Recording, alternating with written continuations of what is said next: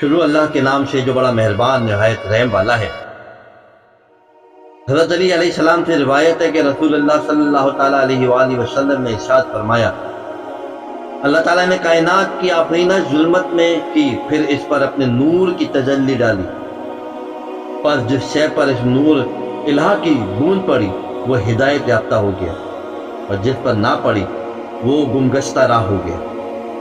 پھر حضرت علی علیہ السلام نے اس کی توضیح یوں بیان فرمائی، بے شک جہاں اللہ تعالیٰ نے تخلیق کرنا چاہی تو ارض و سما کے وجود سے پہلے، عدم سے پہلے موجودات کو روئے زمین پر لا کر ان کے اجسام کو اڑاتے ہوئے غبار کی شکل میں خلق کیا۔ اس گھڑی اللہ تعالیٰ سبحانہ و تعالیٰ ملکوت میں یکتا و جبروت میں لاسانی تھا۔ اس نے اپنے نور ذات سے ایک نور کو ظاہر کیا، پس وہ نور چمکا، اس نے اپنے نور کی رفعت کا چرچا، پھر وہ نور بلند ہوا، پھر اللہ تعالیٰ نے اس نور ازلی کو ان مخفی پیکروں کے مابین یکجا کیا۔ وہ پیکر ہمارے نبی حضرت محمد مصطفیٰ صلی اللہ تعالیٰ علیہ وآلہ وسلم کے روبرو۔ اللہ تعالیٰ نے آپ علیہ السلام سے فرمایا، تم میرے مختار و برگزیدہ ہو، تمہارا انور میرے نزدیک ثابت ہے، تم میری ہدایت کا خزانہ ہو۔ پھر اللہ تعالیٰ نے مخلوق کو غیب کے پردوں میں پنہا کیا اور اپنے اشارے علم کے حجاب میں مخفی کر دیا، پھر دنیا کا فرش بچھایا، زمان و مکان کو پھیلایا اور پانی پر جو جاری کیا اس کی جھاگ کو اونچا کیا، ہوا کو چلایا، عرش کو پانی پر بلند کیا، سطح زمین کو پانی پر ظاہر کیا۔ پھر اللہ تعالیٰ نے اپنی مخلوق کو ایجاد کیے ہوئے انوار سے ملائکہ کو خلق کیا اور نبوت محمدی صلی اللہ تعالیٰ علیہ وآلہ وسلم کو ظاہری شکل میں اپنی توحید کے ساتھ اکٹھا کیا، پس کل ارواح کا باپ اور ان کے رئیس اعظم بنایا۔ جیسا کہ حضرت آدم تمام اجسام کے باپ اور ان کی دنیا پر آنے کا سبب ہے، پھر نور جمی عوامل میں منتقل ہوتا رہا، ایک عامل کے لیے دوسرا عامل، ایک طبق کے لیے بعد دوسرا طبق، ایک قرن کے بعد دوسرا قرن، حتیٰ کہ محمد مصطفیٰ صلی اللہ تعالیٰ علیہ وآلہ وسلم کو صورتاً و معانی حقیقی پیکر میں آخری زمانے میں ظاہر کیا۔ یہ میرا کلام اپنے چچا عباس بن عبد المطلب کے کلام کے مطابق ہے۔ انہوں نے عرض کیا، یا رسول اللہ صلی اللہ تعالیٰ علیہ وآلہ وسلم، میری آرزو ہے کہ آپ کی نعت پڑھوں۔ رسول اللہ نے ارشاد فرمایا، اے عباس پڑھو، اللہ تیرے چہرے کو روشن رکھے۔ پھر اپنے آخر مذکورہ اشعار کہے۔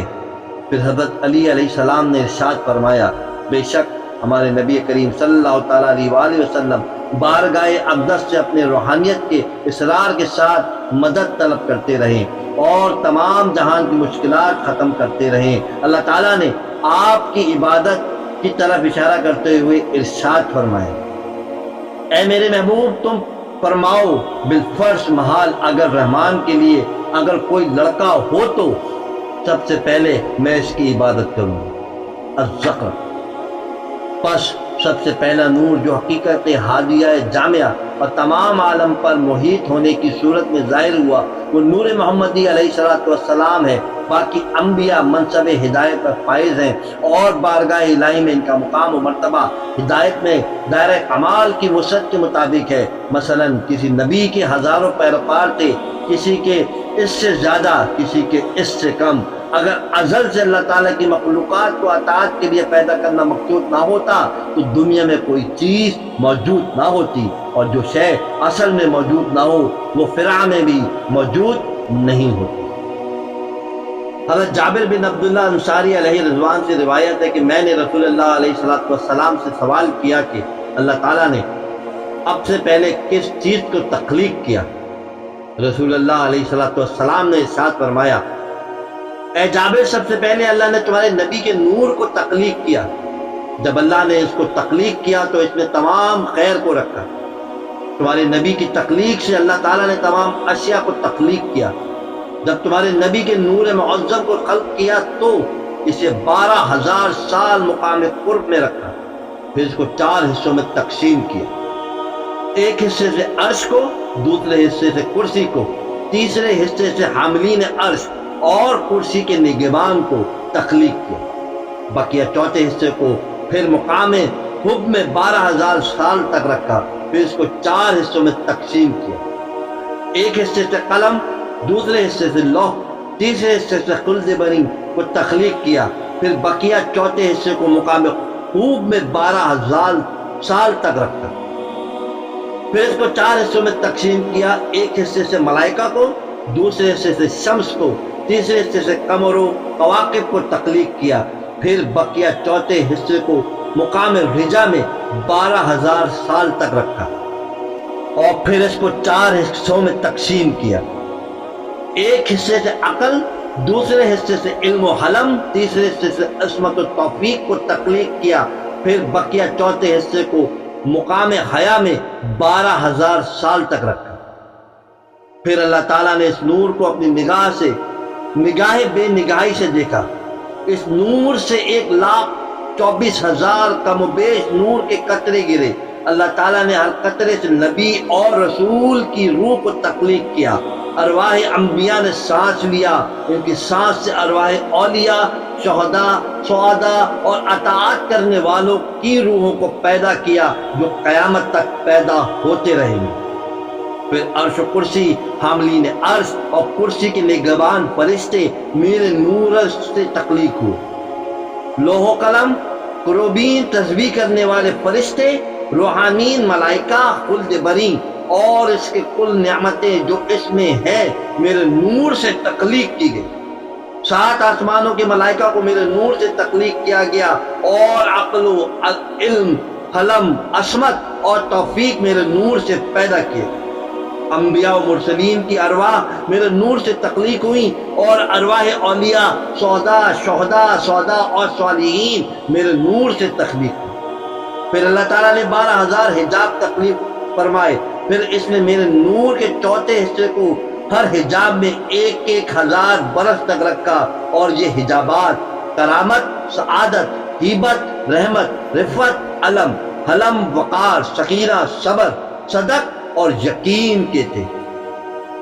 جب ان حجابات سے میرے نور کو خارج کیا تو میرے نور سے تمام روئے زمین، شرق و غرب اس طرح روشن ہو گئے جیسے اندھیری رات میں چراغ۔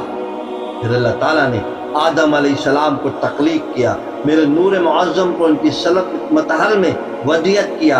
میرا نور حضرت آدم علیہ السلام کی جبین اقدس اور انگشت سبابہ میں جلوہ گر ہوا۔ حضرت آدم علیہ السلام نے اللہ تعالیٰ سے نور کے متعلق پوچھا۔ اللہ تعالیٰ نے فرمایا، اے آدم، یہ تیرے فرزند ارجمند حضرت محمد علیہ السلام کا نور ہے۔ پھر وہ نور شیش کی صلب عطر میں منتقل ہوا۔ اس طرح میرا نور پاکیزہ صلب سے پاکیزہ صلب کی جانب اور طاہر پش سے طاہر پش کی طرف منتقل ہوتا رہا، یہاں تک کہ اللہ تعالیٰ نے میرے نور کو میرے جد امجد عبداللہ بن عبد المطلب علیہ رضوان کی پش میں پہنچا دیا۔ وہاں سے میری والدہ آمنہ سلام اللہ علیہا کے رحم اطہر میں منتقل فرما دیا۔ پھر مجھے ظاہری پیکر میں سید المرسلین، خاتم النبیین اور تمام انسانیت کے لیے ہادی، رحمت للعالمین اور قائد الغرمجلین، روشنین جبین کے والوں کا قائد بنا کر بھیج دیا۔